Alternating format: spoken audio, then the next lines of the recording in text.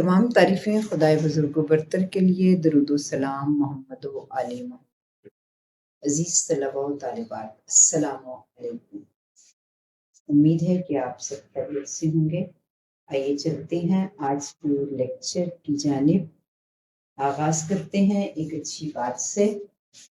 نیک لوگوں کی صحبت سے ہمیشہ بھلائی ملتی ہے، کیونکہ ہوا جب پھولوں سے گزرتی ہے تو خوشبودار ہو جاتی ہے۔ یہ قول ہم نے لیا ہے نہج البلاغہ سے۔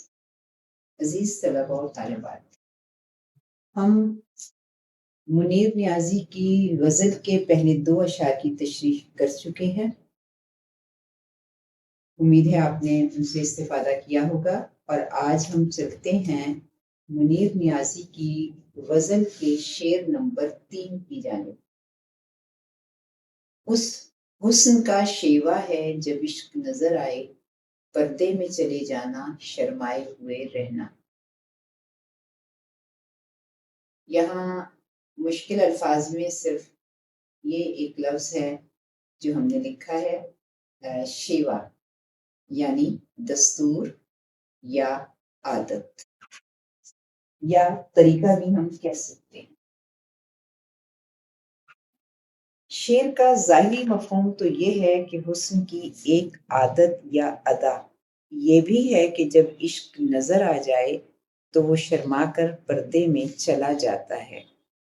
در حقیقت حسن کی ادا شرم و حجاب ہی ہے۔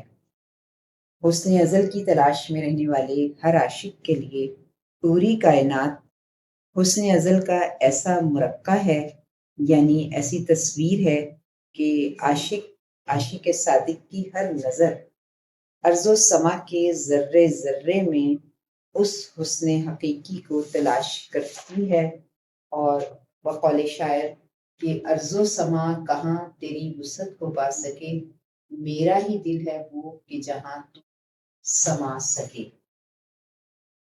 اور اس کی یہ تلاش تھک ہار کر واپس آ جاتی ہے، کیونکہ مظاہر قدرت کے ذریعے مالک حقیقی اپنے حسن و جمال کی تجلیاں بکھیر تو رہا ہے، لیکن ہر نشان بے نشان نظر آتا ہے، یعنی اس کا پتہ معلوم نہیں کر سکتا۔ اور بقول شاعر کہ لاکھ پردوں میں تو ہے بے پردہ، 100 نشانوں میں بے نشان تو ہے۔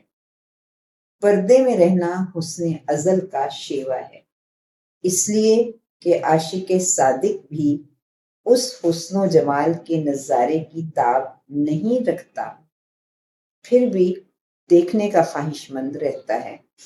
اور شمس تبریز فرماتے ہیں کہ دراصل عشق وہ آواز ہے جو خدا کی طرف سے آتی ہے اور انسان کو اپنی طرف بلاتی ہے، کیونکہ علامہ اقبال کے بقول عشق دم جبرائیل، عشق دل مصطفیٰ، عشق خدا کا رسول، عشق خدا کا کلام۔ اگر غزل کے اس شعر کو روایتی انداز میں عشق مجازی کا مصداق بھی قرار دیا جائے تو بھی یہی عشق مجازی عشق حقیقی تک پہنچنے کا پل بھی بن سکتا ہے۔ اور حقیقت تو یہ ہے کہ حسن ایک دلربا حکومت ہے، عشق ایک دلربا غلامی ہے۔ آئیے اب چلتے ہیں شعر نمبر 4 کی طرف۔ منیر نیازی کی غزل کا شعر نمبر 4۔ ایک شام سی کر رکھنا کاجل کے کرشمے سے، ایک چاند سا آنکھوں میں چمکائے ہوئے رکھنا۔ یہاں مشکل الفاظ کے معنی دیکھیے۔ کاجل، آنکھوں میں لگانے کا سرما۔ کرشمے، کرشمہ کی جمع ہے یہ، اس کا مطلب ہے انوکھی بات یا کوئی شوبدہ۔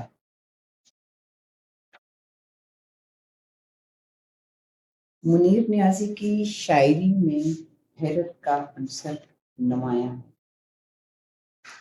اور یہاں کاجل کے جادو سے نگاہوں میں شام جیسی گہرائی اور چاند جیسی چمک بسائے رکھنا حسن کا ایک دل فریب انداز انہوں نے پیش کیا ہے۔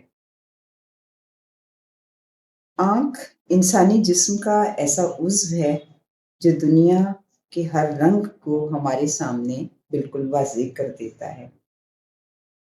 رنگوں کی دنیا ہمارے سامنے نمایاں ہو جاتی ہے۔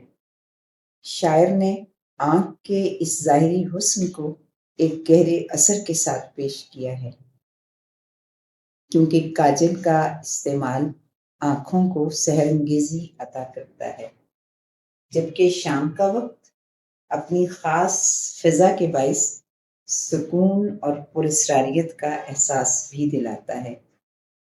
ایسے میں دن کے ہنگامے دم توڑتے ہوئے نظر آتے ہیں اور چاروں طرف سیاہی غلبہ پانے کی کوشش میں مصروف دکھائی دیتی ہے۔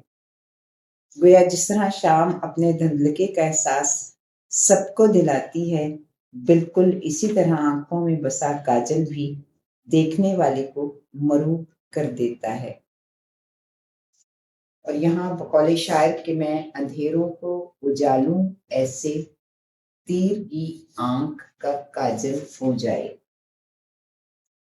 آنکھوں میں کاجل کا کرشمہ یعنی انوکھی بات یا آنکھوں کا شعبدہ دن کے وقت بھی ماحول میں شام کے سایوں کو ڈھلتا ہوا محسوس کراتا ہے، اور آنکھوں میں سفیدی ایسی چمکدار روشنی ہے کہ جس طرح تاریک رات میں چاندنی کے پھیلے ہوئے اثرات ماحول کو سحر زدہ کر دیتے ہیں، یعنی جادوئی رنگ عطا کرتے ہیں۔ اور یہاں بقول شاعر کہ اس چشم کے اندھیرے میں سورج کی خیر ہو، دیکھوں جہاں تلک مجھے کاجل دکھائی دے۔ اس شعر میں صنعت حسن تعلیم کا استعمال ہوا ہے، یعنی شعر میں ایسی وجہ بیان کرنا جو حقیقت سے تعلق نہ رکھتی ہو، لیکن شاعر کے حسن بیان کے باعث اس پر حقیقت کا گمان ہوتا ہے۔ عزیز طلباء و طالبات، اس کے ساتھ ہی منیر نیازی کی غزل کی تشریح تمام ہوئی۔ امید ہے آپ اس کو اچھے انداز میں سمجھ پائے ہوں گے، اور اگر پھر بھی کوئی بات تشنہ رہ گئی ہو تو آپ کامنٹ باکس میں سوال کر سکتے ہیں۔ پروردگار عالم آپ کو بہت اچھی کامیابیاں عطا فرمائے انشاءاللہ۔ اوکے بیٹا، خدا حافظ۔